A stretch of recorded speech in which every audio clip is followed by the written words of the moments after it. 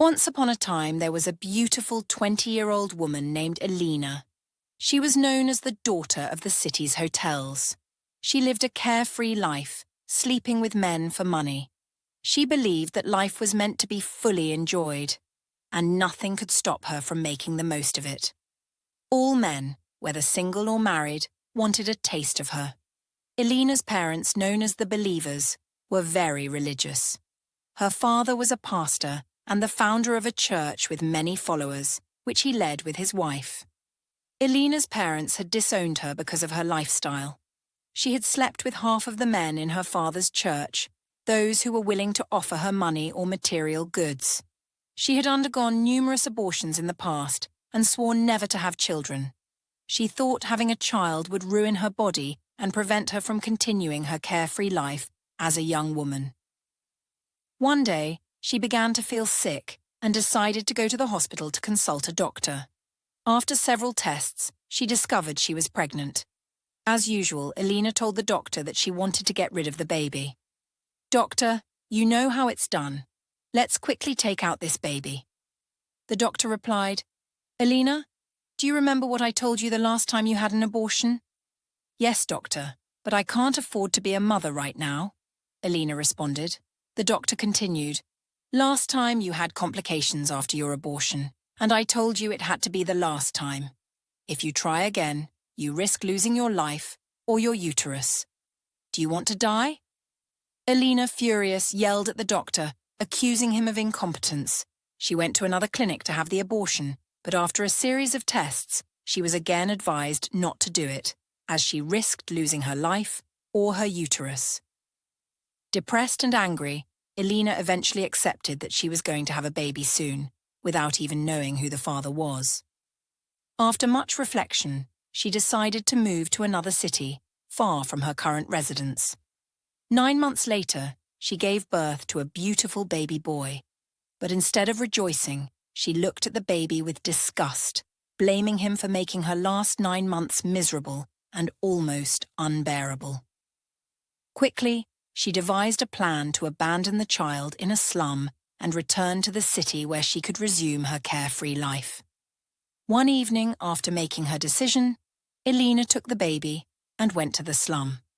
Without hesitation or remorse, she placed the baby on the ground, ignoring his cries, and turned her back without ever looking back. She didn't care whether the baby would survive the night or not. The next morning, Elina packed her bags and returned to the city where she had lived before. She lied to everyone, saying that she had travelled abroad and was back for good. While she lied about her sudden disappearance, the baby she had left in the slum cried loudly. The baby's cries attracted the attention of passers-by in the area. They were all confused and scared, not daring to approach the baby. "Whose baby is this? How could someone abandon their child here? What a cruel world," they murmured among themselves. A man named Tony couldn't bear the baby's cries. He rushed over, gently picked up the baby, and held him in his arms before taking him home. When he arrived at home, Tony's wife, Esha, was stunned. "Where did this baby come from?" she asked curiously. Tony explained, "My wife. I saw this little boy in the slum while I was walking. I couldn't leave him there. I'm sure someone abandoned him." Still in shock, Esha expressed her concerns. "Are you sure no one is looking for this baby?" "I don't want any trouble." She took the baby, bathed him, and made sure to take good care of him. Tony and Esha had been married for 10 years without having a child. They weren't sure if they were doing the right thing by bringing a stranger's child into their home, fearing that people might accuse them of kidnapping if they discovered the truth. After careful reflection, they decided to keep the baby, hoping that by caring for him, he would bring them luck and blessings, and that one day they might have their own child. They named him Adame. The news of this mysterious baby spread throughout the town. People watched Tony and Esha closely to see how they treated the boy. Over time, Adam became a smart and loving boy. He was kind, respectful, and grateful for the love Tony and Esha gave him. Despite their modest means, they made sure Adam was well taken care of, treating him like their own biological son. However, Adam was not entirely happy. He often felt sad and isolated, struggling with the stigma of his origins. One evening, as they were sitting in the living room, Tony noticed the change in Adam and asked him, "My boy, what's wrong? I've noticed you're not as cheerful and playful as you used to be. You barely smile these days. Has your mother scolded you?"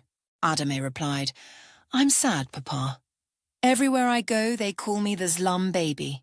They even have a song they always sing to mock me.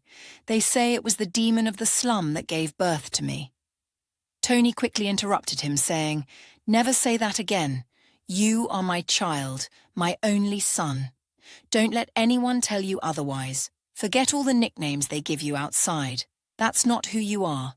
You are my son, and I love you dearly." Tony reassured him that he was not what the community said about him.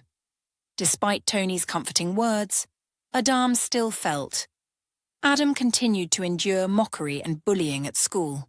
His classmates taunted him, singing cruel songs and mocking his origins, calling him slum baby, the demon's only son.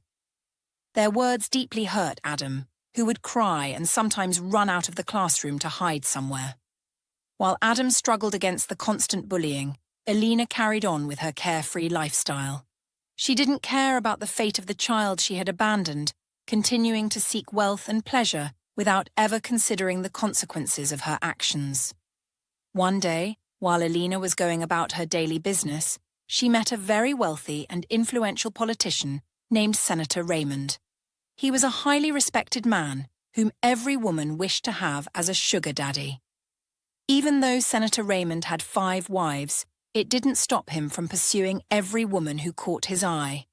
Elina, who had long prayed to meet him, hoped to secure a portion of his fortune.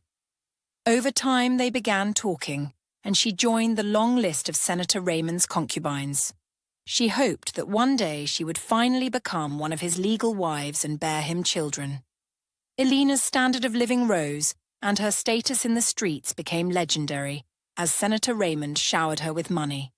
However, after years of their relationship, he refused to marry her. As Elina aged, she became increasingly desperate. She wanted to settle down and saw him as a ticket to securing her future. Despite all her efforts, she couldn't conceive a child with him. Elina became miserable and unhappy. Her inability to have a child plunged her into despair.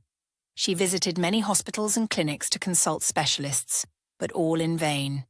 Gradually, she came to believe that God was punishing her for her past sins. "Oh God, I know I've done so many wrong things in the past. Please forgive me and grant me this one prayer, to have a child with Senator Raymond so that I can become his wife," prayed Elina, her voice full of hope. While Elina was running around trying to find a solution to her fertility problem, Adam was growing up, proving to those who bullied him that they were wrong.